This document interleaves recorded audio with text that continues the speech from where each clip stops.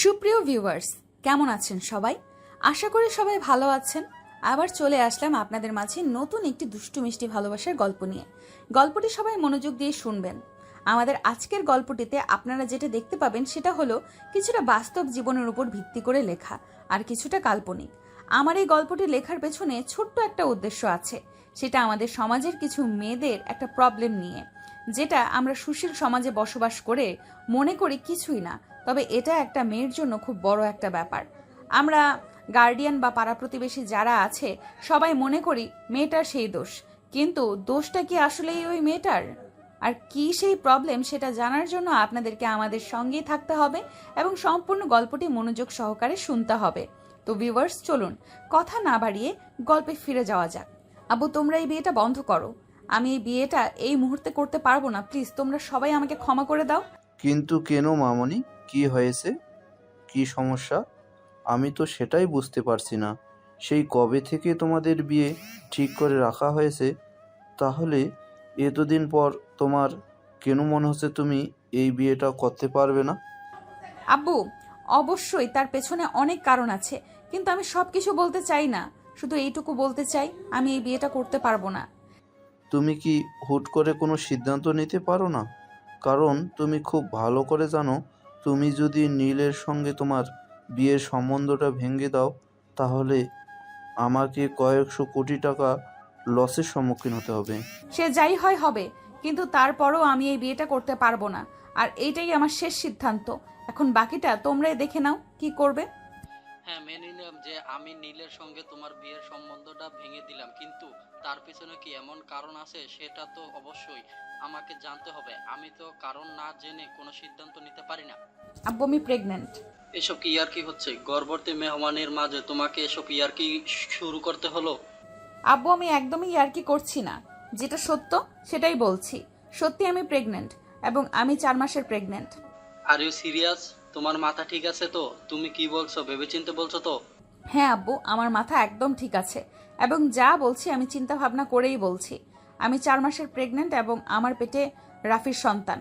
কথাটা বলা শেষ করতে দেরি হলো, কিন্তু প্রিয়াঙ্কার দুই গালে ঠাস ঠাস করে ব্যাস একটা চড় দিতে দেরি করলেন না প্রিয়াঙ্কার আব্বু। আর তারপর তিনি বলতে লাগলেন, আমি এই দিন দেখার জন্য বেঁচে আছি। অবশেষে কিনা আমার বাড়ির চাকর হওয়ার যোগ্যতা নেই এমন একটা ছেলের সঙ্গে তোমাকে এইসব করতে হলো। এইসব দেখার আগে আমার মরণ কেন হলো না? এটা বলতে বলতে মাথায় হাত দিয়ে সোফায় বসে পড়লেন প্রিয়াঙ্কার আব্বা। তখনই পাশ থেকে ওনার বন্ধু রায়হান চৌধুরী বলতে লাগলেন, ছি ছি বন্ধু, তোমার কাছে থেকে অন্তত এটা আশা করিনি। আমি তো ভেবেছিলাম তুমি তোমার সন্তানদেরকে সুশিক্ষায় শিক্ষিত করে মানুষ করতে পেরেছো। তাই তো আমি আমার ছেলের সঙ্গে সম্বন্ধ করতে এসেছিলাম, কিন্তু এখানে আসার পর যেটা দেখলাম সেটার জন্য মোটেও প্রস্তুত ছিলাম না। প্রিয়াঙ্কার আব্বু কোনো কথাই বললেন না, চুপচাপ মাথা নিচু করে বসে আছেন। তিনি এই মুহূর্তে কি বলবেন সেটাই তো ভেবে পাচ্ছেন না। কি বা বলার আছে ওনার, কারণ তিনি তো প্রায় 2 বছর আগে নিজের বন্ধুর ছেলের সঙ্গে প্রিয়াঙ্কার বিয়ের ডেট ফিক্স করে রেখেছিলেন। সব কিছুই ঠিকঠাক ছিল। ছেলে লন্ডন থেকে পড়াশোনা করছিল, আর পড়াশোনা শেষ হলেই বাংলাদেশে এসে প্রিয়াঙ্কাকে বিয়ে করবে। কিন্তু এর মধ্যে ঘটে গেল এক অঘটন। তো ভিউয়ার্স, এই অঘটনটা কেন করলো চলুন সেটাই আগে জেনে নেওয়া যাক। আর সেই সম্পূর্ণ ঘটনাটি জানার জন্য আমাদেরকে ফিরে যেতে হবে আজ থেকে প্রায় 8 মাস আগের ঘটনায়। সকালবেলা ঘুম থেকে উঠে রেডি হয়ে ভার্সিটি যাওয়ার জন্য তৈরি হচ্ছিল প্রিয়াঙ্কা। ঠিক এমন সময় হঠাৎ করেই পেটে একটা মোচড় দিয়ে উঠল, আর তল পেটে ব্যথা অনুভব করতে লাগলো।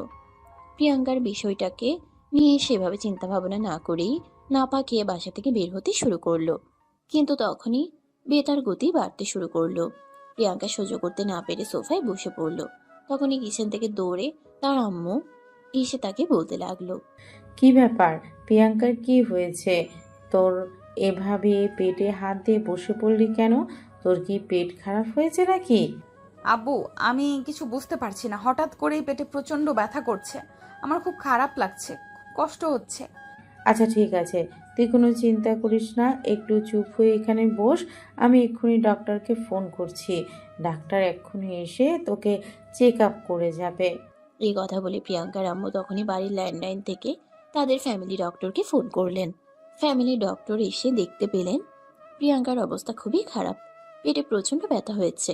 তাই তিনি আর এক মুহূর্ত দেরি না করে অ্যাম্বুলেন্সে ফোন করেন। এবং প্রিয়াঙ্কাকে নিয়ে যত দ্রুত সম্ভব হসপিটালে চলে আসেন।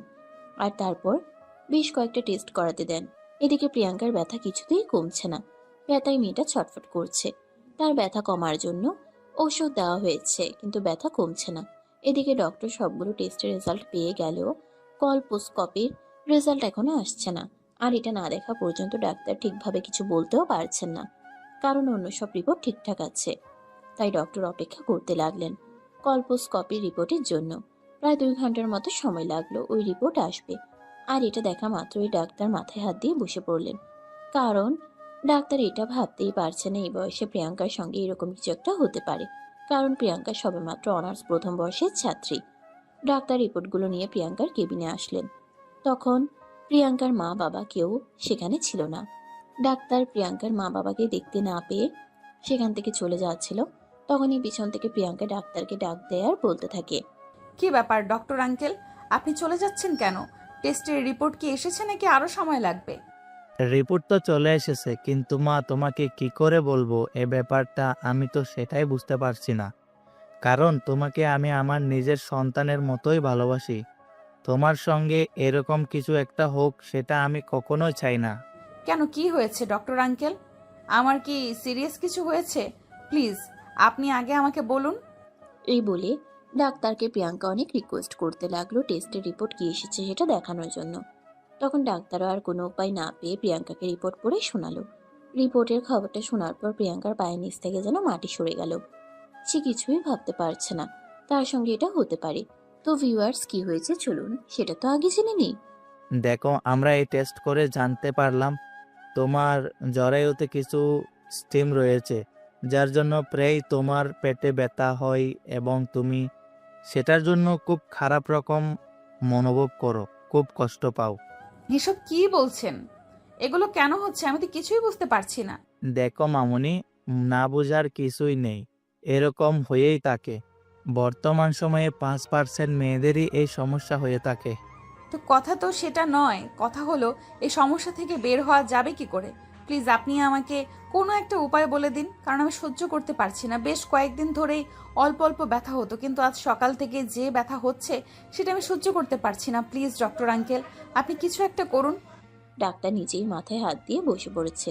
কি করবে সেটাই চিন্তা করছে, কারণ সব রোগের ওষুধ হয় না, আর সব অসুখের চিকিৎসা ডক্টর করতে পারে না।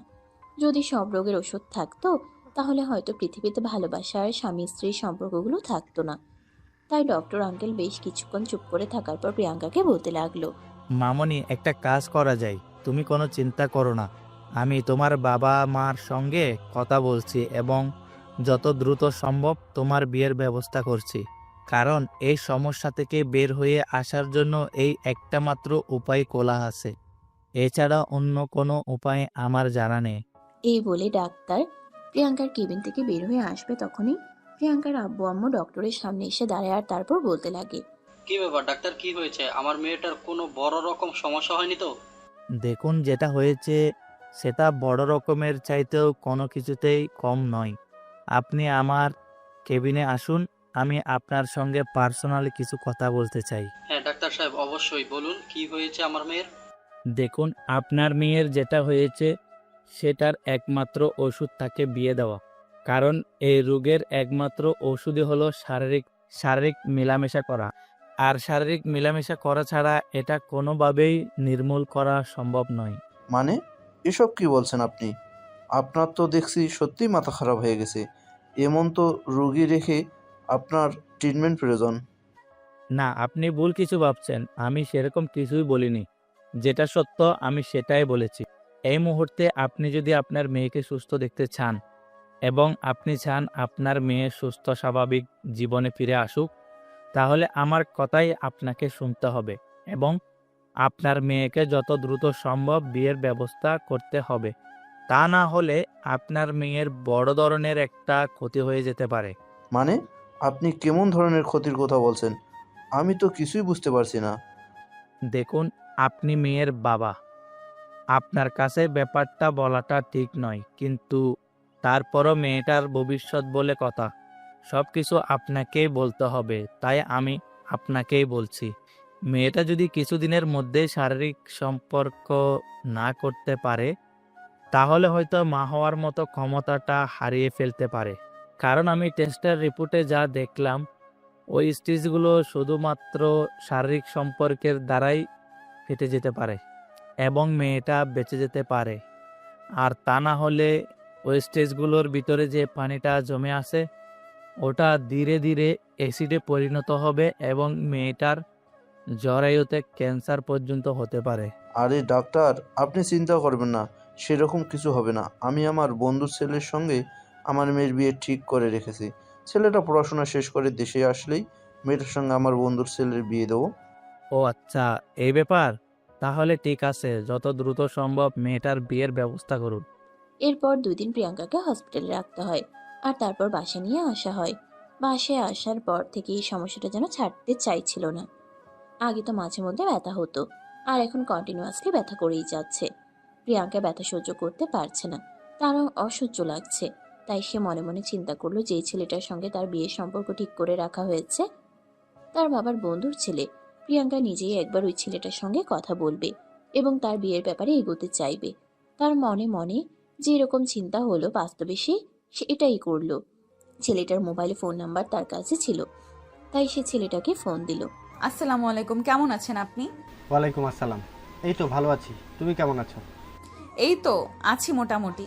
আপনার সঙ্গে একটু কথা বলতে চাই। আপনি কি এখন ফ্রি আছেন? আপনার সঙ্গে 2 মিনিট কথা বলা যাবে? হ্যাঁ বলো, কি বলবে, তবে শর্টকাট বলো। আমার কিন্তু আবার এত কথা বলার মতো সময় নেই। দেখুন, একটা মেয়ে হয়েও লজ্জা শরমের মাথা খেয়ে তারপরও আপনাদের বলতে হচ্ছে আমি খুব বড় একটা প্রবলেমের মধ্যে আছি। ডক্টর আমাকে বলেছে যত দ্রুত সম্ভব বিয়ে করতে হবে। হ্যাঁ, তো সেই সব কথা আমাকে কেন বলছো? কেন বলছি সেটা আপনি বুঝতে পারছেন না।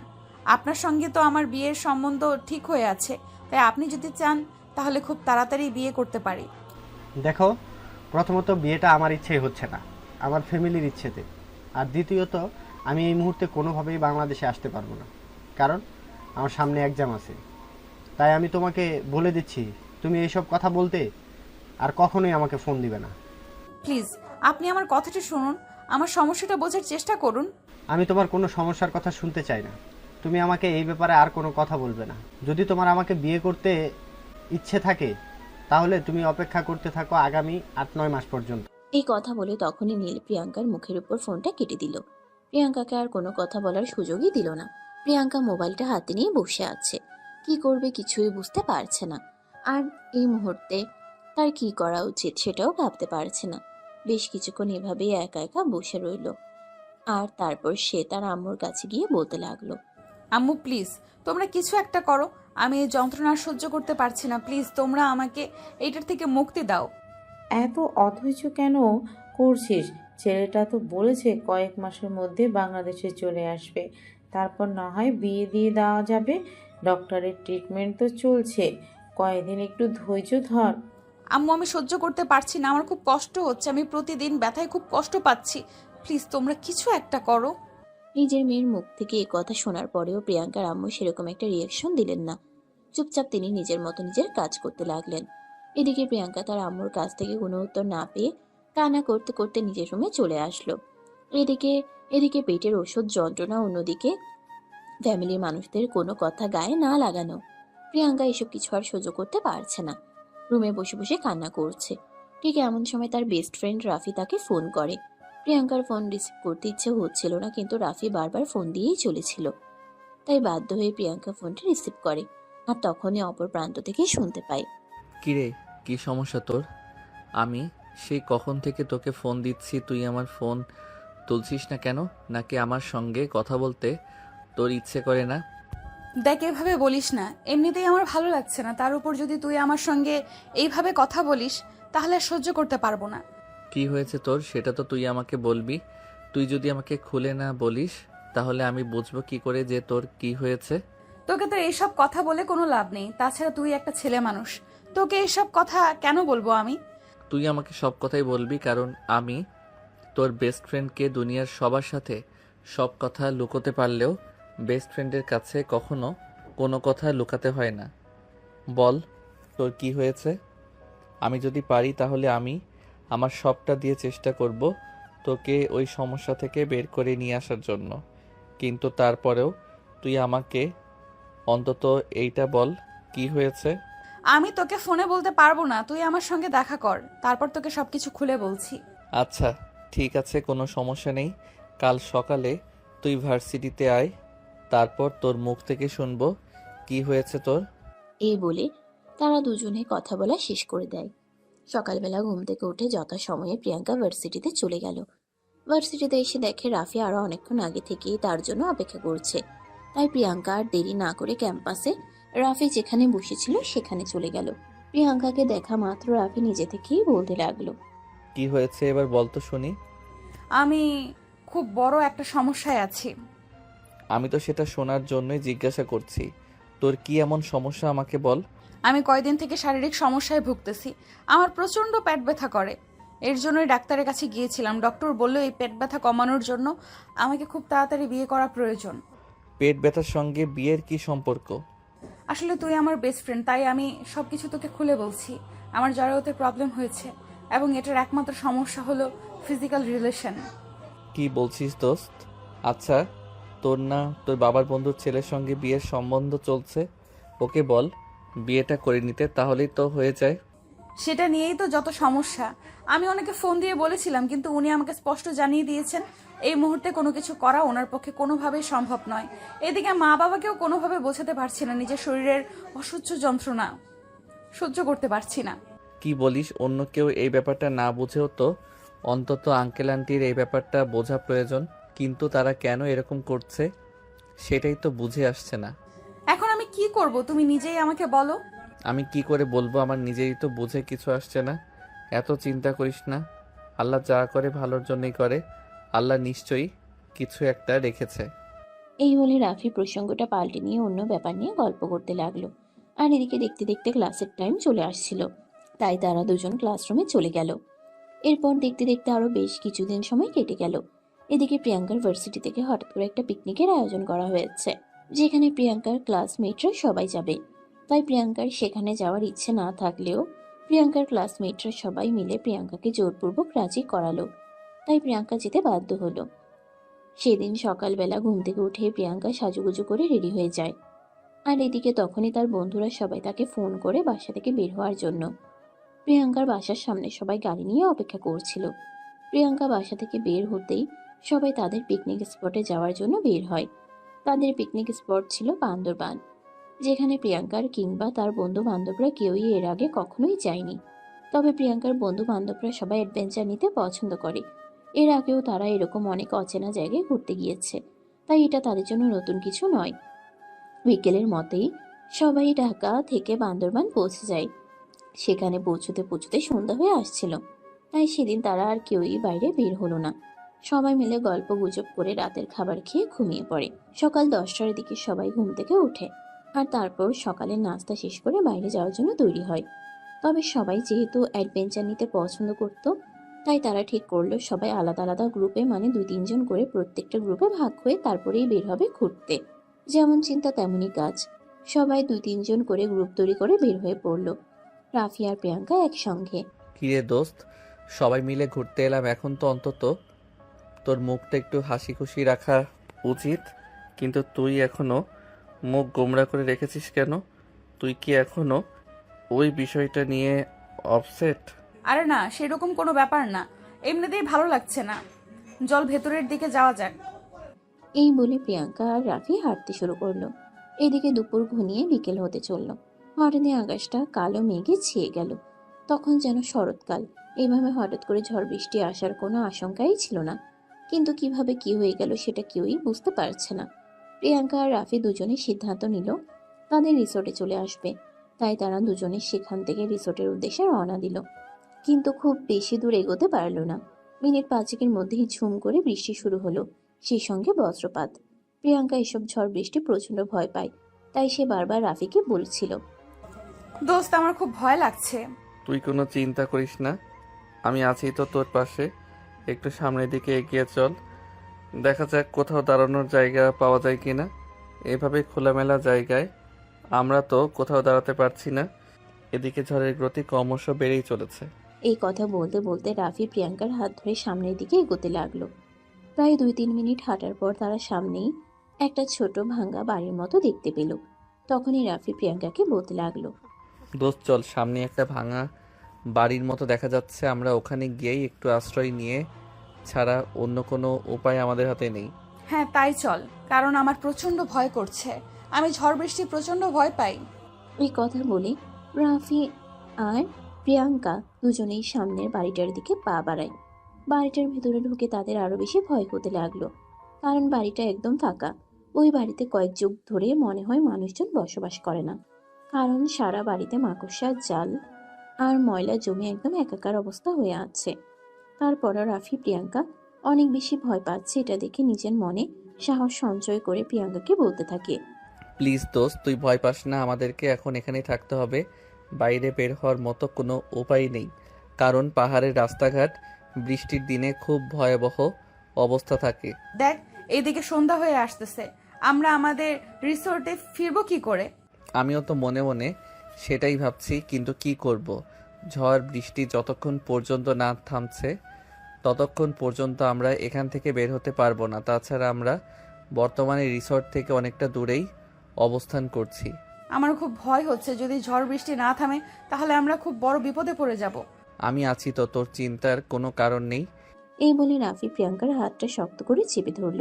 এদিকে প্রিয়াঙ্কার কখনোই বৃষ্টিতে ভেজার অভ্যাস নেই। বৃষ্টির কয়েক ফোঁটা পানি মাথায় পড়া মাত্রই তার হাঁচি কাশি হতে শুরু করলো। অপরদিকে দেখতে দেখতে সন্ধ্যা ঘনিয়ে রাত হতে চলল। তারা দুজন প্রচন্ড ভয় পেতে চলল। তারা কিভাবে রিসোর্টে ফিরে যাবে সেটাই চিন্তা করছিল। ঝড় বৃষ্টির ক্ষতি ক্রমশ বাড়তেই লাগলো। ভেজা কাপড় শরীরে থাকায় প্রিয়াঙ্কার কিছুক্ষণের মধ্যেই গায়ে জ্বর চলে আসে। এ অবস্থায় রাফি পড়ে গেল মহা বিপদে। সে কি করবে কিছুই বুঝতে পারছে না, কারণ আশেপাশে কোনো বাড়ি কারণে যেখানে প্রিয়াঙ্কাকে নিয়ে এসে আশ্রয় নিতে পারে।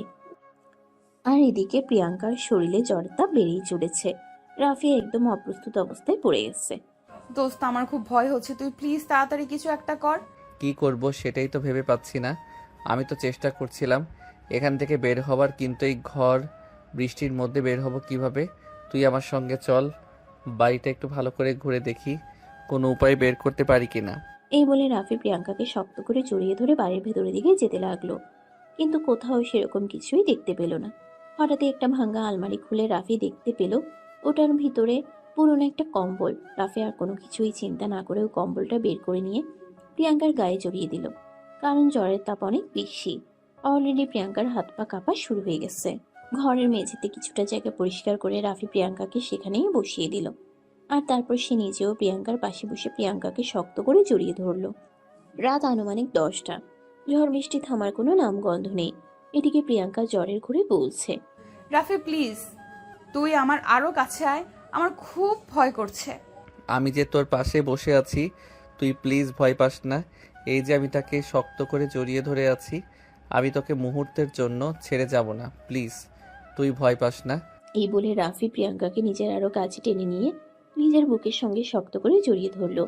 মুহূর্তের মধ্যেই শরীরে একটা অন্যরকম অনুভূতি অনুভব হতে লাগলো, কারণ এই প্রথমবার সে কোনো একটা মেয়ে মানুষের সঙ্গে এভাবে একা একটা বাড়িতে এতটা কাছাকাছি। সে প্রিয়াঙ্কাকে দূরেও ঠেলে দিতে পারছে না, কারণ মেয়েটার অবস্থা খুবই খারাপ। মেডিসিন পাওয়া তো দূরের কথা, ওকে একটু খাবার পানি পর্যন্ত দিতে পারছে না। তারা যখন রিসোর্ট থেকে বের হয়েছিল তখন তাদের খাবার পানি এবং কিছু খাবার নিয়ে এসেছিল, যেগুলো তারা দুপুরেই খেয়ে নিয়েছে। তাই এই মুহূর্তে প্রিয়াঙ্কা আর রাফির অবস্থা খুবই ভয়াবহ। তারপরেও রাফি এত কিছু চিন্তা না করে প্রিয়াঙ্কাকে নিজের বুকের মধ্যে আগলে নেয়। এদিকে প্রিয়াঙ্কাও রাফিকে শক্ত করে জড়িয়ে ধরে। প্লিজ রাফি, তুই আমাকে আরো শক্ত করে জড়িয়ে ধর, আমার খুব ভয় করছে। বললাম তো আমি আছি, তোর ভয় পাওয়ার কোনো কারণ নেই। আমি তোকে ফেলে কোথাও যাব না। এই কথা বলে রাফি প্রিয়াঙ্কাকে আরো কাছে টেনে নেয়, আর প্রিয়াঙ্কার বুক আর রাফির বুক একদম কাছাকাছি। তারা দুজন দুজনের নিঃশ্বাসের শব্দ শুনতে পাচ্ছিল। মুহূর্তের মধ্যেই রাফির মধ্যে অন্যরকম একটা উত্তেজনা কাজ করতে শুরু করে। নিজেকে যতই সংযত রাখার চেষ্টা করছিল, কিন্তু তাতেও কোনো কাজ হচ্ছিল না। তার মন বারবার প্রিয়াঙ্কার মধ্যে হারিয়ে যেতে চাইছিল। এদিকে প্রিয়াঙ্কাও প্রচন্ড জ্বরের ঘোরে রাফির কাছ থেকে আরো কাছে আসতে শুরু করে। এভাবেই চলে যায় বেশ কিছুক্ষণ সময়। রাফি নিজেকে আর ধরে রাখতে পারছিল না। তার বারবার ইচ্ছে হচ্ছিল প্রিয়াঙ্কার মধ্যে হারিয়ে যেতে। অবশেষে সেটাই হলো। সকালবেলা যখন প্রিয়াঙ্কার জ্বর কমে আসলো, তখনই প্রিয়াঙ্কা তার সারা শরীরে কিছুটা ব্যথা অনুভব করছিল। এদিকে জামা কাপড়ও ঠিক অবস্থায় ছিল না, তাই রাফিকে বলতে থাকে, দোস্ত, আমার এরকম লাগছে কেন? আমার শরীরের জামা কাপড় তো ঠিক অবস্থায় নেই। প্লিজ দোস্ত, আমাকে ক্ষমা করে দিস। আমি জেনে শুনে তোর সঙ্গে এরকমটা করিনি। আরে তুই কি বলছিস? আমি তো কিছুই বুঝতে পারছি না। তুই কি বলছিস একটু খুলে বল তো আমাকে শুনি। দোস্ত প্লিজ, তুই আমাকে ক্ষমা করে দে। তুই আমার এতটাই কাছাকাছি চলে এসেছিলি, আমি নিজেকে ধরে রাখতে পারছিলাম না। এই বলে রাফি প্রিয়াঙ্কার হাত দুটো ধরে কান্না করতে থাকে আর তার কাছে বারবার ক্ষমা চাইতে থাকে। প্রিয়াঙ্কা তখন কোনো কথাই বলে না, একদম চুপ হয়ে আছে। সে কি বলবে কিছু ভেবে পাচ্ছে না। এখানে যে দোষ শুধু রাফির এরকমটা নয়, একটা মেয়েকে এভাবে এতটা কাছে পেলে যে কোনো ছেলে তার সঙ্গ নিতে চাইবে। তাই প্রিয়াঙ্কার কোনো কথা না বলে চুপচাপ বসে রইল। তখনই রাফি আবারও তার হাত দুটো ধরে কান্না করতে করতে বলতে লাগলো, প্লিজ দোস্ত, তুই আমাকে ক্ষমা করে দে। তুই চাইলে আমি তোকে বিয়ে করব, কিন্তু তোর চোখে অপরাধী হয়ে আমি বেঁচে থাকতে পারবো না। প্লিজ। তুই তো জানিস একটা ছেলের সঙ্গে আমার বিয়ে ঠিক হয়ে আছে, তারপরও তুই এরকমটা করলি।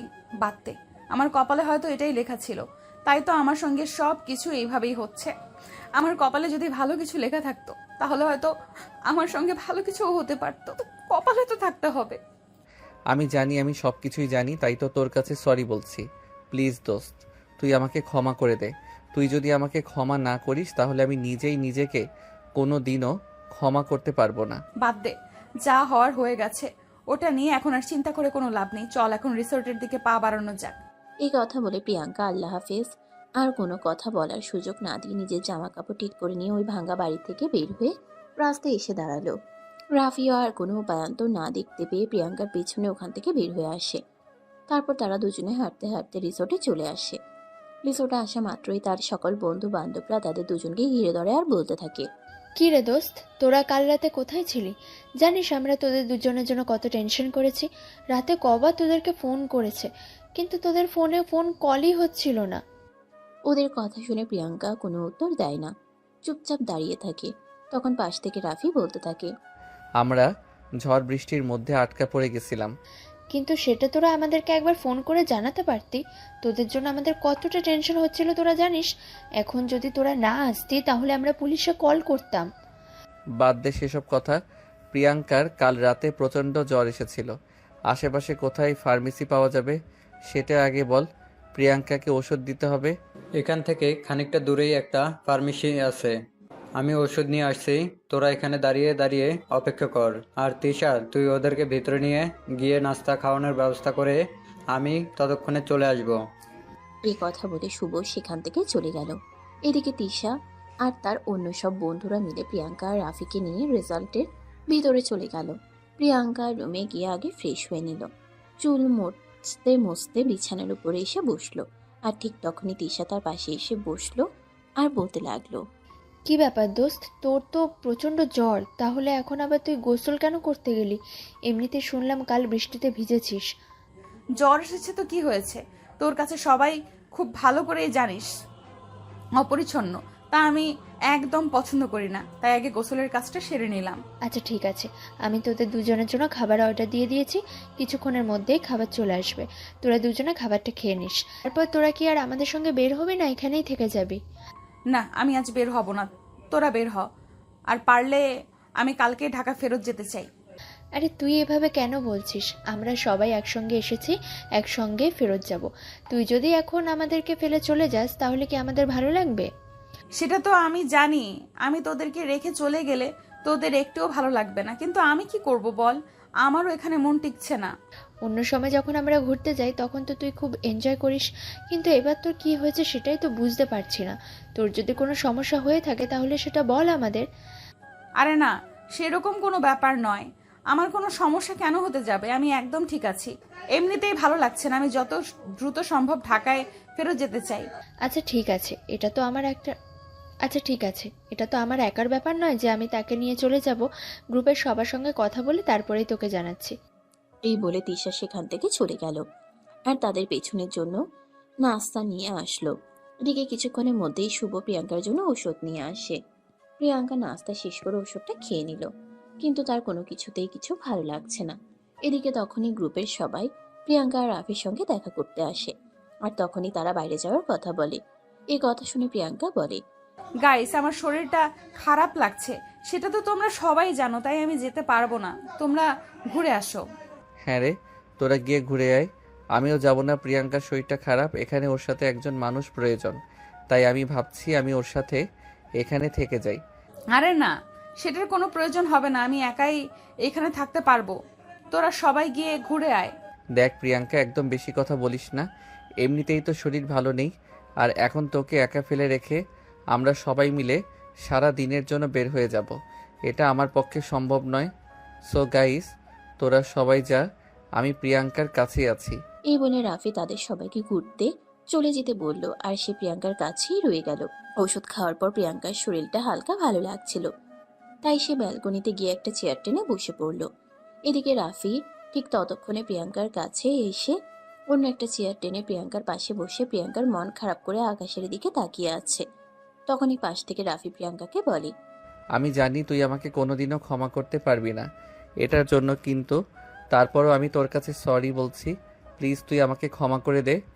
দেখ, এইটা নিয়ে আর কোনো কথা শুনতে চাই না, যা হওয়ার তা হয়ে গেছে। আমি এইসব কিছু নিয়ে ভাবছি না, বরঞ্চ আমি এতেই খুশি হব তুই যদি নেক্সট টাইম আমাকে এই ব্যাপারে কোনো কথা না বলিস। ঠিক আছে, আমি এ ব্যাপারে তোকে কোনো কথা বলবো না, কিন্তু তুই বিয়েতে এভাবে মন খারাপ করে থাকিস না। তোকে এরকম দেখতে আমার ভীষণ কষ্ট হচ্ছে, আমার বুকের ভিতর জ্বলে যাচ্ছে। প্লিজ তুই একটু হাসি খুশি থাকার চেষ্টা কর। আমি কালকে ঢাকায় ফেরত যেতে চাই, আমি এখানে আর এক মুহূর্ত থাকতে পারছি না। ওরা ফিরে আসুক, ওদের সঙ্গে কথা বলি। ওরা যদি না যেতে চায় তাহলে আমি নিজেই তোকে নিয়ে ঢাকায় চলে যাব। তারপরেও তুই মন খারাপ করে থাকিস না। তোর মন খারাপ দেখলে মনে হয় আকাশে কালো মেঘ ছেয়ে গেছে। এই বলে রাফি প্রিয়াঙ্কার সঙ্গে গল্প করতে থাকে। আর এদিকে প্রিয়াঙ্কা বরাবরই গল্পপ্রেমী মানুষ। ও রাতের সঙ্গে গল্প করতে করতে মুহূর্তের মধ্যেই তার মনটা ভালো হয়ে গেল। সেদিন সন্ধ্যাবেলা যখন তাদের গ্রুপের সবাই ফিরে আসলো, তৃষা সবার সঙ্গে প্রিয়াঙ্কার ঢাকায় ফিরে যাওয়ার ব্যাপারে কথা বলে। সবাই তখন প্রিয়াঙ্কাকে যাওয়ার অনুমতি দিলেও প্রিয়াঙ্কা তখন বলতে থাকে, আমি যাচ্ছি না, আমার শরীর এখন ভালো আছে। আমরা এখানে যে কয়দিনের জন্য এসেছি ওই কয়দিন ঘোরাফেরা করে তারপরেই যাব। প্রিয়াঙ্কার এভাবে সিদ্ধান্ত পাল্টে নেওয়াতে সবাই অবাক হলেও কেউই কিছু বলেনি। তারপর তারা এক সপ্তাহ সেখানে অবস্থান করে আর তারপরে ঢাকায় ফিরে আসে। ঢাকায় ফিরে আসার পর থেকে প্রিয়াঙ্কা একটা ব্যাপার লক্ষ্য করলো, তার পেটে যে ব্যথাটা হতো সেটা এখন আর নেই। তবে কি রাফির ওই কাজটার জন্যই সফল হয়েছে? প্রিয়াঙ্কা ফ্যামিলির কাউকে কোনো কিছু না জানিয়ে তার ডক্টরের কাছে চলে যায়, আর তারপর ডাক্তারকে সবকিছু খুলে বলে। এই কথা শুনে ডাক্তার প্রিয়াঙ্কাকে বলে, আমারও সেরকম পায় মনে হচ্ছে, কারণ আমি যে তোমাকে সবটাই বলেছিলাম। এখন বাকিটা তোমার এবং তোমার ফ্যামিলির ব্যক্তিগত ব্যাপার। ও ব্যাপারে আমি কিছু বলতে চাই না, তবে আমি শুধু তোমাকে এতটুকুই বলতে পারবো, রাফি তোমাকে সুন্দর একটা জীবন উপহার দিয়েছে। তা না হলে যতদিন তুমি এই কাজটা না করতে ততদিন তুমি এই ঝামেলা থেকে একদম মুক্তি পেতে না। তোমাকে এটা বহন করে যেতে হতো। ঠিক আছে ডক্টর, আপনাকে অসংখ্য ধন্যবাদ। তবে আমি এই ব্যাপারটা নিয়ে একটু ভালোভাবে চিন্তা করে তারপর সিদ্ধান্ত নিতে চাই। হ্যাঁ, সেটা তো অবশ্যই, কারণ সারা জীবনের ব্যাপার। চিন্তা ভাবনা করে তারপরে সিদ্ধান্ত নেওয়া উচিত। হুট করে কোনো সিদ্ধান্ত নেওয়া একদমই ঠিক নয়। অতঃপর প্রিয়াঙ্কা ডাক্তারের কাছ থেকে বিদায় নিয়ে চলে আসে। এদিকে দেখতে দেখতে প্রায় 1.5 মাস মতো সময় চলে যায়। প্রিয়াঙ্কা পিরিয়ড মিস করে। প্রিয়াঙ্কার মনে মনে সন্দেহ হচ্ছিল, তবে কি সেদিনের ওই দুর্ঘটনার কোনো একটা নতুন ঝামেলা হতে চলেছে? তাই তো সেদিন প্রিয়াঙ্কা ভার্সিটিতে এসেই রাফিকে ডেকে নিয়ে গেল আর বলতে লাগলো, রাফি, আমার পিরিয়ড মিস হয়েছে। কথাটা শোনা মাত্রই রাফির হাস্যোজ্জ্বল মুখটা মুহূর্তের মধ্যেই কালো মেঘে ছেয়ে গেল, আর সে বলতে লাগলো, তুই আমার সঙ্গে চল, আমি আছি, তোকে বিয়ে করব, কারণ আমি জানি এই সব কিছুর জন্য একমাত্র আমি দায়ী। দেখ, আমি তোকে একটু দায়ী করে কথা বলছি না, আমি যেটা বলতে চাইছি সেটা তুই আগে বোঝার চেষ্টা কর, তারপর যা বলার বল। তুই আমাকে দায়ী করলেও কিছু যায় আসে না, তাই না করলেও কিছু যায় আসে না। এটার জন্য আমি নিজে থেকেই দায়বদ্ধ, কারণ যা কিছু হয়েছে সব আমার জন্যই হয়েছে। ওই দিন যদি আমি ওটা না করতাম তাহলে আর তোর এটা হতো না। যাক, যা হওয়ার তা হয়ে গেছে। আমি সব কিছু নিয়ে চিন্তা করতে চাই না। আমি বেবিটাকে নষ্ট করে ফেলতে চাই, কারণ তুই ভালো করে জানিস আমার ফ্যামিলি সম্পর্কে।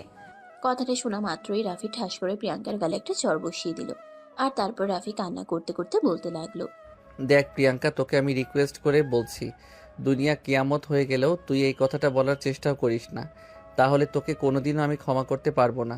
কারণ তোর পেটের সন্তান আমার, আর আমার সন্তানকে আমি কোনোদিনও নিজের চোখের সামনে মরে যেতে দিতে পারবো না। তাহলে তুই কি বলতে চাইছিস সেটা খুলে বল শুনি। আমি তোকে সেরকম কোনো কিছুই বলতে চাইছি না। আমি তোকে শুধু এইটুকুই বলতে চাইছি যে আমি তোকে বিয়ে করব। তুই এক্ষুনি আমার সঙ্গে কাজী অফিসে চল। দেখ, সেদিন যেটা হয়েছে সেটা অ্যাক্সিডেন্ট, তুইও জানিস আমিও জানি। একটা ভুলের জন্য সারা জীবন এইভাবে সেটার মাসুল দেওয়া যায় না।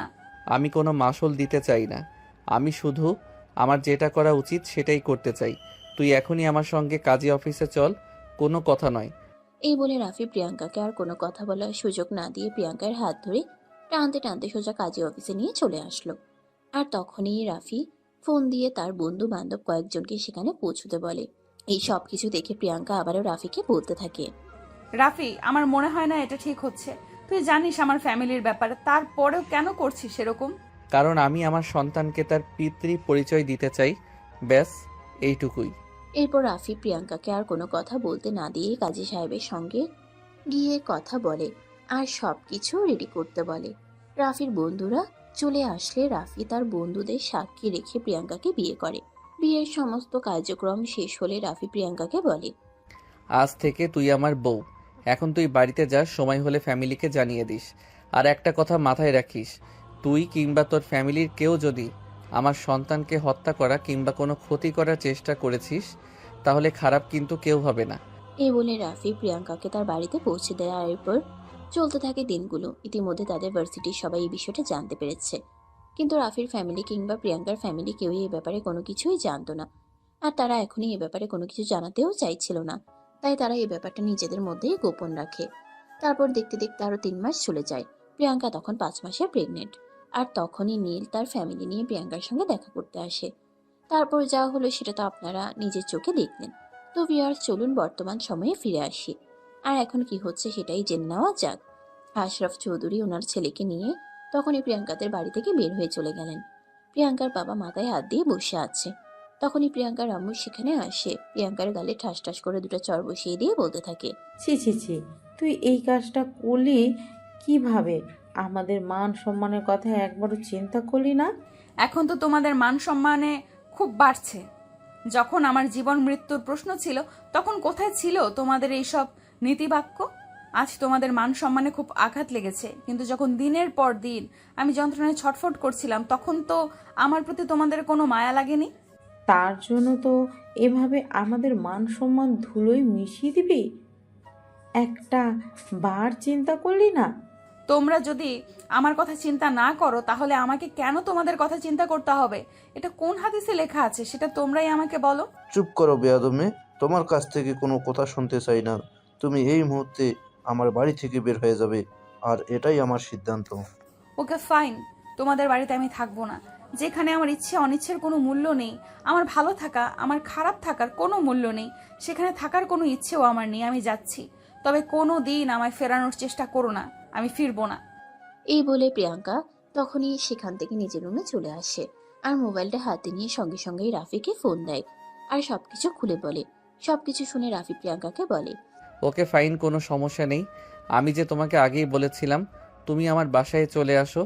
আমি তোমাকে যেভাবে পারি ভালো রাখার চেষ্টা করব, কিন্তু তখন তো তুমি আমার কোনো কথাই শুনলে না। দেখো, এত কথা বলার কোনো মন মানসিকতা আমার নেই। আমি তোমাকে যেটা বলছি তুমি চুপচাপ সেটার উত্তর দাও। আমি এখন তোমার বাসায় আসলে তুমি আমাকে তোমার বাসায় জায়গা দিতে পারবে কি পারবে না সেটাই বলো। প্রিয়াঙ্কা, তুমি হয়তো ভুলে যাচ্ছ আমি আমার ফ্যামিলির একমাত্র ছেলে। আমি আমার মা বাবার কাছে কোনো কিছু আবদার করলে তারা সেটা আমাকে দেবে না, এমনটা কখনোই হতে পারে না। আর যদি হয় তারপর তাতে আমার কোনো আপত্তি নেই। আমি আমার বউ আর আমার সন্তান নিয়ে অনেক দূরে চলে যাব, যেখানে 2 ফ্যামিলির কারোরই ছায়াটুকু পড়বে না। ঠিক আছে, তুমি গাড়ি নিয়ে আমার বাসার সামনে চলে আসো, আমি এক্ষুনি বের হচ্ছি। এই বলে প্রিয়াঙ্কা শুধু নিজের বইপত্রগুলো গুছিয়ে নিল আর তখনই রুম থেকে বের হয়ে আসবে। ড্রয়িং রুমে তার মা বাবা সহ ফ্যামিলির সবাই তখন উপস্থিত ছিল। প্রিয়াঙ্কা ড্রয়িং রুমে এসে সবাইকে উদ্দেশ্য করে বলতে লাগে, যে ফ্যামিলিতে একটা সন্তানের ভালো থাকার চাইতে ফ্যামিলির মানুষগুলোর মান ইজ্জতের চিন্তাটা বেশি, সেই ফ্যামিলিতে আমি থাকছি না। ভালো থেকো সবাই, আল্লাহ হাফিজ। এই কথা বলে প্রিয়াঙ্কা বাসা থেকে বের হয়ে চলে আসছিল। তখনই পিছন থেকে তার দাদি তাকে বলতে থাকে, দিদিভাই চলে যাচ্ছিস, কিন্তু তোর ঠিকানাটা অন্তত আমাকে দিয়ে যা, কারণ এই বাড়ির সবাই তোর সঙ্গে যোগাযোগ না করে থাকতে পারলেও আমি তোর সঙ্গে কথা না বলে থাকতে পারবো না। এটা তো তুই খুবই ভালো করেই জানিস। ওসব নিয়ে তোমাকে চিন্তা করতে হবে না, আমি মাঝে মধ্যেই তোমার সঙ্গে দেখা করতে আসবো, কারণ এই বাড়িটা তো এখনো তোমার নামে আছে। তাই আশা করি আমি এই বাড়িতে আসাতে কারো সেরকম কোনো সমস্যা হবে না। এই কথা বলে প্রিয়াঙ্কা সেখানে আর এক মুহূর্ত দেরি না করে সোজা বাসা থেকে বের হয়ে পড়ল। প্রিয়াঙ্কা বাসা থেকে বের হওয়ার আগেই রাফি সেখানে পৌঁছে গেল। প্রিয়াঙ্কাকে দেখা মাত্রই সে গাড়িতে তুলে নিল আর তারপর সেখান থেকে সোজা নিজের বাড়িতে নিয়ে আসলো। রাফির বাড়িতে আসা মাত্রই শুরু হয়ে গেল তুলকালাম কাণ্ড। রাফির আব্বু আম্মু কোনোভাবেই এই ঘটনাটা মেনে নিতে পারছেন না। তাদের সমস্যা প্রিয়াঙ্কাকে নিয়ে নয়, তাদের সমস্যা হলো রাফি তাদের একমাত্র ছেলে। তাদের একমাত্র ছেলের এভাবে বিয়ে হবে তারা এটা কোনোদিন কল্পনাও করেনি। তারা সবসময় চিন্তা করেছিল রাফির বিয়ে মহা ধুমধামের সঙ্গে দেবে, ফ্যামিলির সবাই অনেক আনন্দ করবে। রাফি তখন বাড়ির সবাইকে সবকিছু খুলে বলে। সবকিছু শুনে অবশেষে পরিবেশ শান্ত হয়। রাফির আম্মু আর তার কাকিরা মিলে প্রিয়াঙ্কাকে বরণ করে ঘরে তুলে নেয়। প্রিয়াঙ্কা রাফির রুমে চুপচাপ বসে আছে। তখনই রাফির ছোট বোন রিয়া সেখানে চলে আসে। প্রিয়াঙ্কাকে দেখে বলতে লাগলো, মাশাআল্লাহ, আমার ভাবিটা তো দেখতে পরীর চাইতেও বেশি সুন্দরী। সত্যি বলতেই হবে, আমার ভাইয়ের পছন্দ আছে, তা না হলে এমন সুন্দরী বউ পায় নাকি? তুমিও কিন্তু দেখতে অনেক মিষ্টি। কিন্তু আমার মতো অতটা নয়, সত্যি বলছি ভাবি, তুমি অনেক মিষ্টি দেখতে। একটা ভাবি, আমাদের ফুচকুসোনা কবে আসবে? রিয়ার এমন কথায় প্রিয়াঙ্কা কিছুটা লজ্জা পেয়ে গেল, কিছুটা থমথমে হয়ে বসে রইল। তখনই আবারও রিয়া বলতে লাগলো, আরে ভাবি, লজ্জা পাওয়ার কিছুই নেই, আমি সব কিছুই শুনেছি। জানো ভাবি, আমি না ছোট বাচ্চাদের অনেক পছন্দ করি। আমি তো অপেক্ষা করছি কখন আমাদের পুচকুসোনা আসবে আর আমি তাকে নিয়ে খেলা করব। ও মা, তাই? আচ্ছা ঠিক আছে, তাহলে তোমাকে বেশি দিন অপেক্ষা করতে হবে না, এই 4-5 মাস অপেক্ষা করো তাহলেই হবে। আচ্ছা তাই ঠিক আছে ভাবি, you are so sweet, love you ভাবি, মা। এই বলে রিয়া প্রিয়াঙ্কার গালে ছোট্ট একটা চুমু দিয়ে সেখান থেকে দৌড়ে চলে গেল। আর প্রিয়াঙ্কা রিয়ার কর্মকাণ্ড দেখে এসেই কুটি কুটি হচ্ছে। এমন সময় রাফির আম্মু রুমে আসে আর প্রিয়াঙ্কার হাতে একটা শাড়ি তুলে দিয়ে প্রিয়াঙ্কাকে বলে, দেখো বৌমা, যা হবার তা হয়ে গেছে। সেই সব কেসও নিয়ে পড়ে থাকলে চলবে না। পাড়ার মানুষ অলরেডি জেনে গেছে রাফি তোমাকে নিয়ে এসেছে। ড্রয়িং রুমে অনেকে অপেক্ষা করছে তোমার সঙ্গে দেখা করার জন্য। শাড়িটা পরে নাও, রেডি হয়ে নিচে আসো। শাশুড়ি মায়ের কথায় প্রিয়াঙ্কা কোনো জবাব না দিয়ে চুপচাপ বসে রইল। তখনই শাশুড়ি মা আবারও প্রিয়াঙ্কাকে বলতে লাগলো, কি ব্যাপার বৌমা, কি হলো? তোমাকে আমি কি বললাম, তুমি কি শুনতে পাওনি নাকি? না মানে আসলে আন্টি কথাটা শুনেই রাফির আম্মু অনেকটা চেতে গিয়ে বলতে লাগলেন, কি ব্যাপার? আমি তোমার শাশুড়ি হই, আমাকে মা বলতে তোমার মুখে বাজছে নাকি? সরি আম্মু, আমি শাড়ি পরতে পারি না। ঠিক আছে, এদিকে আসো, আমি পরিয়ে দিচ্ছি। এটা বললেই তো হতো। এই বলে রাফির আম্মু নিজের হাতে প্রিয়াঙ্কাকে শাড়িটা পরিয়ে দিলেন। আর তারপরও নিজের আলমারি থেকে কিছু গহনা এনে প্রিয়াঙ্কাকে পরিয়ে দিয়ে বলতে লাগলেন, দেখো বৌমা, আমার মন খারাপ করো না, যা হওয়ার তা হয়ে গেছে। আমাদের তো অনেক ইচ্ছে ছিল বাড়ির একমাত্র ছেলের বিয়ে মহা ধুমধাম দেব, কিন্তু সেটা তো হলো না। তবে আমার যা কিছু আছে সব কিছু তো তোমাদেরই থাকবে, তাই এখন এগুলো ব্যবহার করো। 1 সপ্তাহের মধ্যেই তুমি তোমার সব কিছু পেয়ে যাবে। না আম্মু, ঠিক আছে, আসলে দোষটা তো আমাদেরই। আমরা যদি এই ভুলটা না করতাম তাহলে হয়তো 2 ফ্যামিলির কারণে এইরকম খারাপ পরিস্থিতিতে পড়তে হতো না। ওই সব কথা একদম বলবে না, বললাম তো যা হওয়ার তা হয়ে গেছে। ওইসব কিছু নিয়ে আমি চিন্তা করি না, আর তুমিও চিন্তা করবে না। আর এখন তোমার এসব কিছু নিয়ে চিন্তা করার সময়ও নয়। আমি রিয়াকে পাঠিয়ে দিচ্ছি, তুমি রিয়ার সঙ্গে এসো, আমি ওনাদের যেন চা নাস্তা ব্যবস্থা করি। এই বলে রাফির আম্মু সেখান থেকে চলে গেল। এদিকে প্রিয়াঙ্কা রুমের ভিতর বসে রইল। প্রায় 10 মিনিট পর রিয়া প্রিয়াঙ্কার রুমে আসলো আর তারপর প্রিয়াঙ্কাকে দেখে গালে হাত দিয়ে বলতে লাগলো, ও মা, ভাবি, তুমি দেখছি বাড়িতে আসার আগেই আমার জিনিসের ভাগ বসানো শুরু করে দিয়েছো। আম্মুর দেখানো দেখি তোমাকেই দিয়ে দিছে, তাহলে আমি কি পাবো? চিন্তা করো না মাই ডিয়ার ননদিনী, এই সব কিছুর উপর আমার কোনো ইন্টারেস্ট নেই। তুমি সব কিছু নিয়ে নিও, আমি কিছুই মনে করব না। সত্যি তো ভাবি? হ্যাঁ গো ননদিনী, সত্যি সত্যি সত্যি 3 সত্যি। ইউ আর সো সুইট ভাবি, আমার লক্ষ্মী ভাবি, চলো আমার সাথে। এই কথা বলে রিয়া প্রিয়াঙ্কাকে নিয়ে ড্রয়িং রুমে চলে আসে।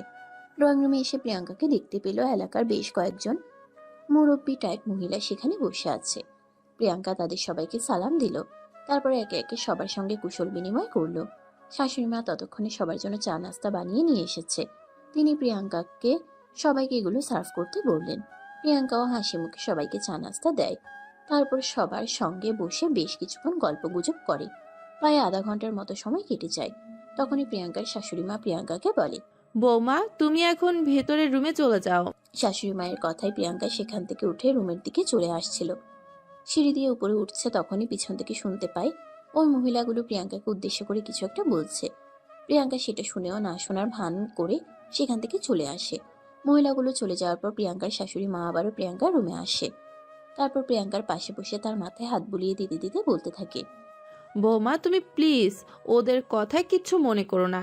এলাকার কুচুটে মহিলাগুলো এরকমেরই হয়, ওরা সব সময় অন্যের দোষ ধরতে ব্যস্ত থাকে।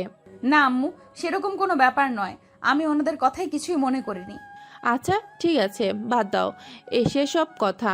এখন তুমি আমাকে এইটা বলো, এসব কিছু করে থাকতে তোমার কোনো সমস্যা হচ্ছে তাই না? না মানে হ্যাঁ, আসলে আম্মু আমি তো এই সব কিছু পড়তে অভ্যস্ত নই, তাই একটু আনকমফোর্টেবল লাগছে আর কি। কোনো সমস্যা নেই, আমি তোমার শ্বশুর আব্বুকে ফোন দিয়ে বলে দিয়েছি আসার সময় তোমার জন্য কিছু গাউন আর কিছু থ্রি পিস নিয়ে আসবে। এখানে তুমি যেভাবে কমফোর্ট ফিল করো সেভাবেই থাকবে, তোমাকে কেউ কিছু বলতে আসবে না। এ বলে রাফির আম্মু সেখান থেকে চলে গেল আর প্রিয়াঙ্কাকে বিশ্রাম নিতে বলল। প্রিয়াঙ্কা বিছানায় শুয়ে শুয়ে বিশ্রাম নিতে লাগলো। এদিকে দেখতে দেখতে সন্ধ্যা হয়ে আসছিল। তখনই রাফি বাসে আসে আর রুমের ভিতর প্রবেশ করেই দরজাটা লাগিয়ে দেয়। তখনই প্রিয়াঙ্কা এটা দেখে বলতে থাকে, কি ব্যাপার, কি হলো, তুমি রুমের দরজা আটকালে কেন? তুই কখন বউটাকে নিয়ে এসেছি, বউটার সঙ্গে একটু কথা বলতে পারছি না। এখন আমি আমার বউটার সঙ্গে একটু দুষ্টু মিষ্টি প্রেমের আলাপ করব। তার জন্য এই ভর সন্ধ্যাবেলার দরজা আটকাতে হবে? বাইরের সবাই কি ভাববে বলো তো? কে কি ভাবলো আর কে কি না ভাবলো তাতে আমার কিছুই যায় আসে না। তাছাড়া আমাদের বাড়ির মানুষ এত লো মাইন্ডেড নয়। তারপরেও আমাদের বিয়েটা স্বাভাবিকভাবে হয়নি। যাও এখন দরজাটা খুলে দিয়ে আসো, যা কথা বলার রাতে বলবে। না, আমি এখনই বলবো, আর রাতে শুধু আমি আমার বউকে আদর করব। এখন আর কিসের আদর করবে? যা করার পর 5 মাস আগেই করে নিয়েছো। কথাটা শুনে মুহূর্তের মধ্যেই রাফির মুখটা কালো হয়ে গেল। প্রিয়াঙ্কা রাফির মুখের দিকে তাকিয়ে খুব ভালোভাবে বুঝতে পারলো রাফির মন খারাপ হয়েছে। তাই সে রাফির 2 গালে হাত রেখে বলতে লাগলো, আরে বাবা, এইটুকু কথার জন্য আবার রাগ করতে হয় নাকি? আমি তো এমনিতেই মজা করে বললাম, আর তুমি এটাকে সিরিয়াসলি নিয়ে নিলে। তুমি এখনো সেই দিনের ঘটনা বলতে পারোনি তাই না? আই এম সরি, আমি তোমার কাছে ক্ষমা চাইছি, প্লিজ আমাকে ক্ষমা করে দাও। আমি আর কখনোই এভাবে বলবো না। আরে না, এখানে তোমার ক্ষমা চাওয়ার কি আছে? ভুল তো আমি করেছি, আর আমার জন্য তোমাকে সব কিছু হারাতে হয়েছে, সবার কাছে ছোট হতে হয়েছে। তুমি আমাকে ক্ষমা করে দাও। আমি তোমার কাছে ক্ষমা চাইছি, প্লিজ আমাকে ক্ষমা করে দাও। এই কথাটা তোমাকে বলা আমার একদমই উচিত হয়নি। হয়েছে, কান ধরে বলছি, আর কখনো বলবো না, প্লিজ এবার এই প্রসঙ্গটা বাদ দাও। তখনই রাফি প্রিয়াঙ্কাকে টান দিয়ে নিজের বুকের সঙ্গে মিশিয়ে নিয়ে বলতে থাকে, সেদিন যদি ওই ঘটনাটা না করতো তাহলে তোমার মতো একটা সুন্দরী বউ আমি পেতাম বলো? তাহলে খুশি না হয়ে মন খারাপ কেন করছো? মন খারাপ তো এজন্য হচ্ছে, অনেক ইচ্ছা ছিল আমি আমার বউকে রানীর মতো করে সাজিয়ে এই বাড়িতে নিয়ে আসব, কিন্তু ভাগ্যের কি পরিহাস, খালি হাতে বউকে বাড়িতে নিয়ে আসতে হয়েছে। চিন্তা করো না, একদিন আমাদের সব কিছুই হবে। সেদিন দেখবে আমাদের চাইতে সুখী কেউ থাকবে না। কিন্তু তার জন্য তো তোমাকে অনেকটা স্ট্রাগল করতে হবে। আমি সবকিছুর জন্য প্রস্তুত, কারণ আমার জীবনে সঠিক মানুষটা এসেছে, তার জন্য আমি সব করতে পারি।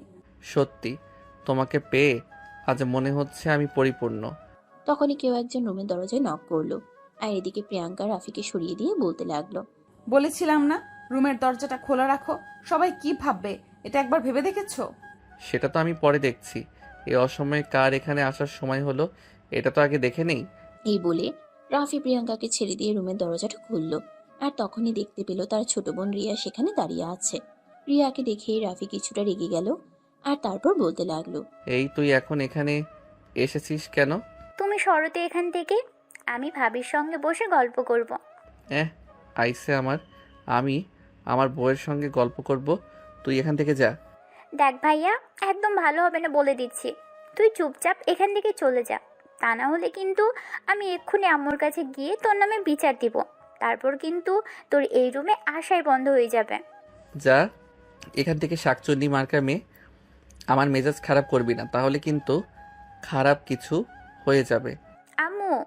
এই বলে যে নারিয়া চিৎকার দিতে যাবে তখনই রাফি রিয়ার মুখটা চেপে ধরলো আর তারপর বলতে লাগলো, দেখ তুই কিন্তু এখন একদম বেশি করে ফেলছিস, সেটা কিন্তু তোর জন্য খুব খারাপ হবে, আমি তোকে বলে দিলাম। তুই যাবি এখান থেকে, না আমি আরেকবার আম্মুকে ডাক দিব। রাফি তখন আর কোনো উপায়ান্তর না পেয়ে সেখান থেকে চলে গেল। এদিকে রিয়া এসে প্রিয়াঙ্কার সঙ্গে গল্প করতে লাগলো। দুজনে গল্প করতে করতেই রাতের খাবার সময় হয়ে গেল।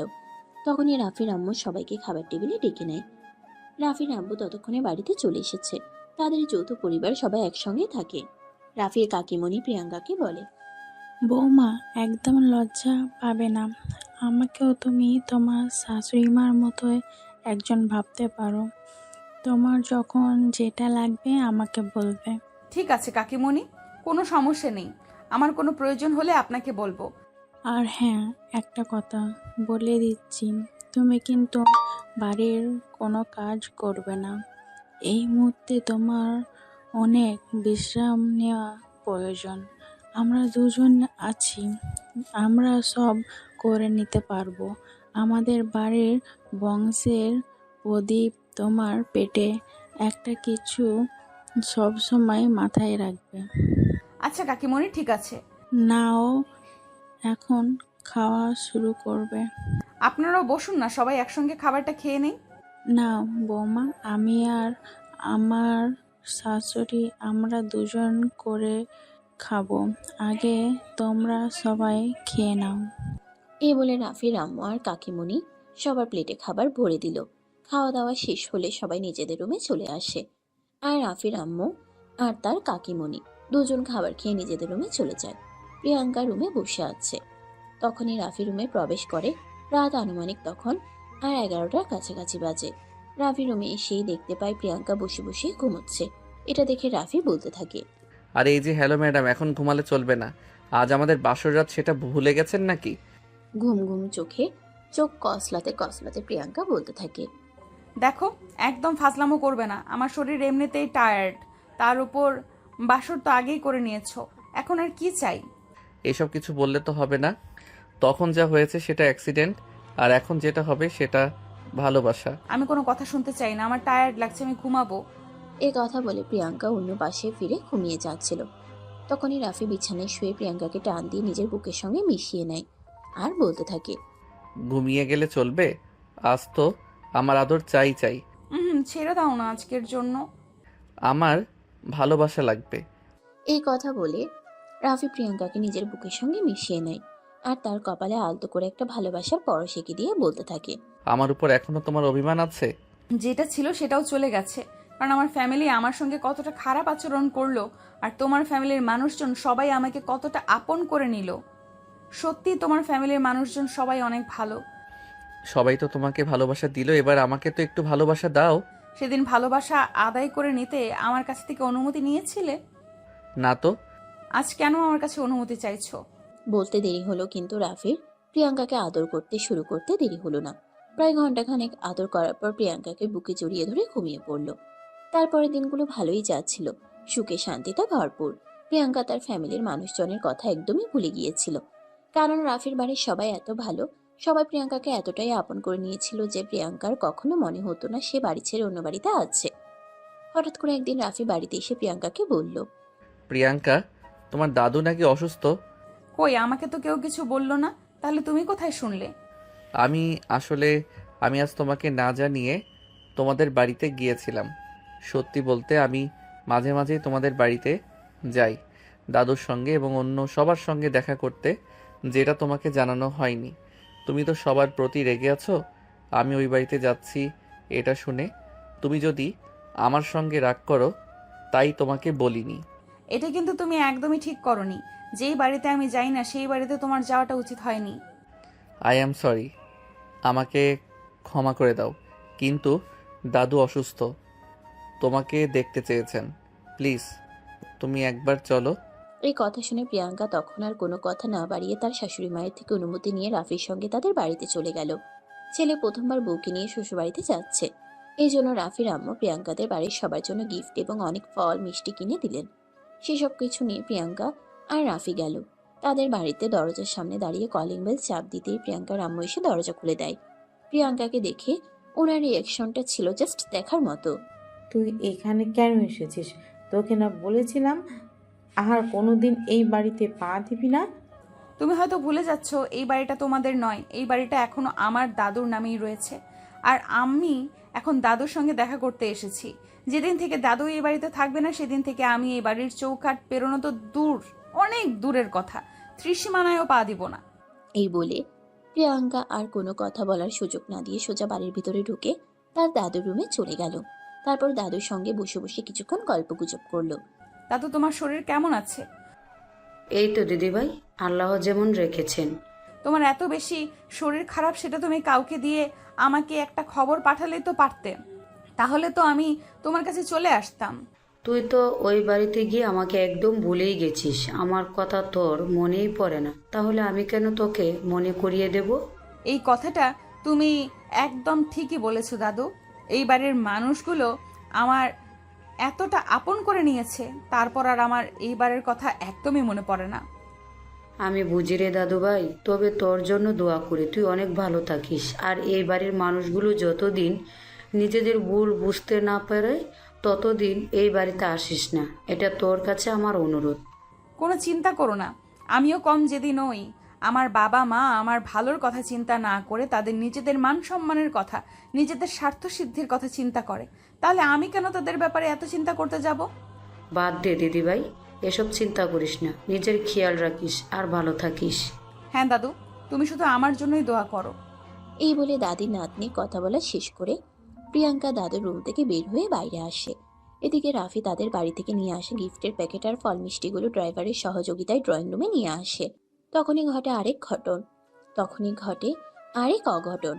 প্রিয়াঙ্কার আম্মু রাফিকে বলতে থাকে, আমাদের বাড়িতে কোনো ফকির মিসকিন নেই, আমাদের বাড়িতে এগুলো প্রয়োজন নেই, এগুলো এখান থেকে নিয়ে গেলে ভালো হবে। শাশুড়িমা এরকম আচরণ করবে এটা জানার পরেও রাফি এগুলো নিয়ে এসেছিল, কিন্তু এতটা খারাপ আচরণ করবে এটা সে ভাবতেই পারেনি। তারপরেও শ্বশুরবাড়ি বলে কথা, তাই সে নিজেকে সংযত রেখে শাশুড়ি মাকে বলতে থাকে, আম্মু, এগুলো আমাদের বাড়ি থেকে আপনাদের জন্য পাঠানো হয়েছে। আরে তুমি কি কানে শুনতে পাও না নাকি? তোমাকে আমি কি বললাম? আমাদের বাড়িতে কোনো ফকির মিসকিন নেই যে বাইরের কারোর দেওয়া কোনো কিছু গ্রহণ করতে হবে। আমাদের যথেষ্ট সামর্থ্য আছে, আমরা আমাদের নিজেদের চাহিদা এবং ইচ্ছাগুলোকে পূরণ করতে পারি। তখনই প্রিয়াঙ্কা কথাগুলো শুনতে শুনতে সেখানে এসে পৌঁছায় আর তারপর নিজের আম্মুকে উদ্দেশ্য করে বলতে থাকে, শুনুন, আপনাদের এরকম বক্তব্যের কারণটা কি সেটা কিন্তু আমি খুব ভালো করেই জানি, তাই আমি আপনাদের সবাইকে শেষবারের মতো বলে দিচ্ছি, আমাকে জুয়া খেলার গুটি ভাববেন না। আমি আপনাদের পছন্দ করা ওই বদমাস ছেলেটাকে বিয়ে করিনি বলে আপনারা এরকম করছেন তো? ঠিক আছে, আজকের পর কোনোদিন আপনাদের ছায়াটাও পারাবো না। এই বলে প্রিয়াঙ্কা সেখানে আর এক মুহূর্তও দেরি না করে রাফির হাত ধরে টানতে টানতে বাড়ির বাইরে নিয়ে আসে আর তারপর গাড়িতে উঠিয়ে বলে, এবার আশা করি শ্বশুর বাড়িতে আসার স্বাদ মিটে গেছে।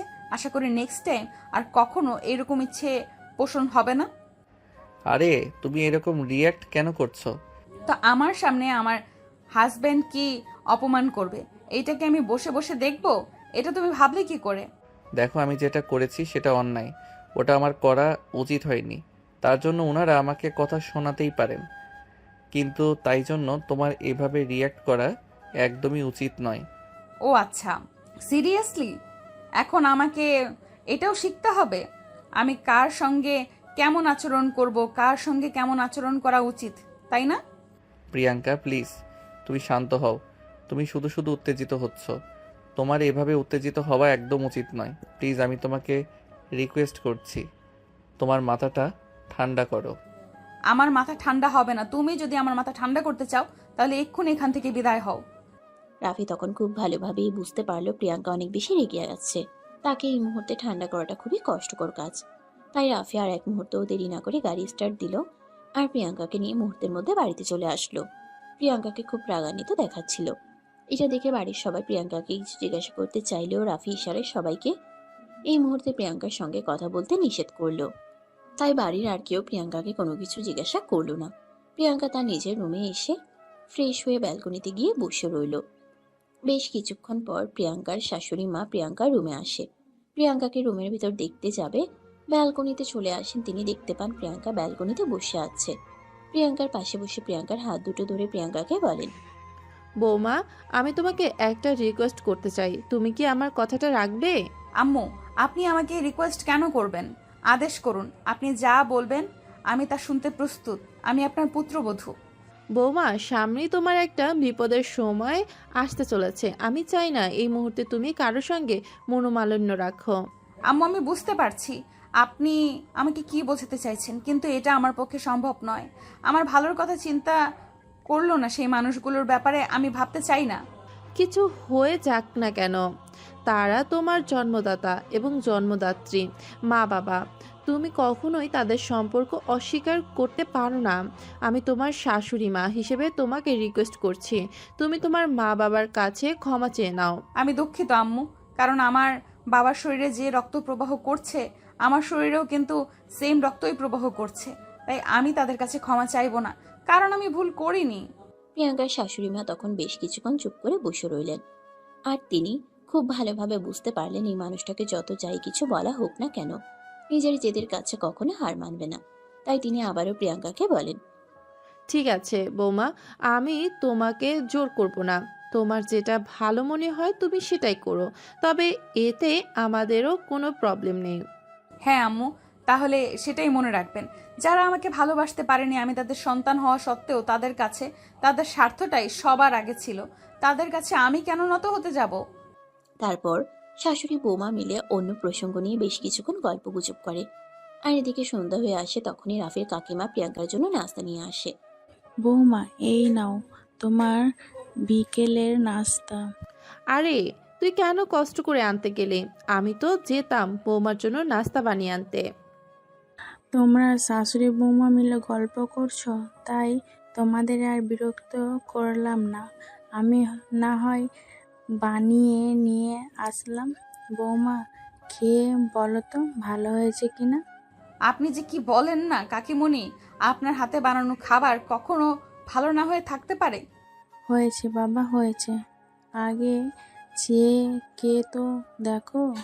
প্রিয়াঙ্কা তখন আর কথা না বাড়িয়ে খাবারটা খাওয়া শুরু করলো। আর তারপরেই বলতে লাগলো, সত্যি কাকিমণি, খাবারটা অনেক মজা হয়েছে, তোমাকে অনেক ধন্যবাদ।